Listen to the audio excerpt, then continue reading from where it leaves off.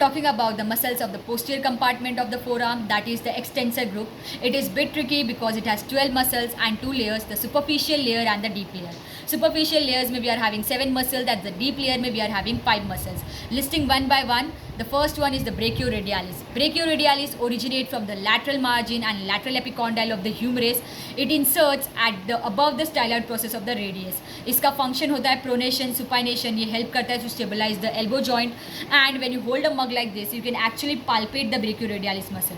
Talking about the extensor carpi radialis longus, originate होता है from the lateral margin and lateral epicondyle of the humerus में. Insert होता है at the base of second metacarpal. It helps in the abduction and extension of the arm. Talking about the third one, that is the extensor carpi radialis brevis, it originates from the lateral epicondyle of the humerus and inserts at the third metacarpal of the hand. It again function for abduction and extension of the arm. Talking about the extensor digitorum starts from the lateral epicondyle and it divides into 4 digits. It gets inserted into the second to fifth phalanges, middle phalanges of the finger. And the extensor digiti minima, it originates from the lateral epicondyle of the humerus and it inserts at the middle phalanges of the pinky finger. Talking about the extensor carpi ulnaris, it again originates from the lateral epicondyle of the humerus and it inserts at the fifth metacarpal of the hand.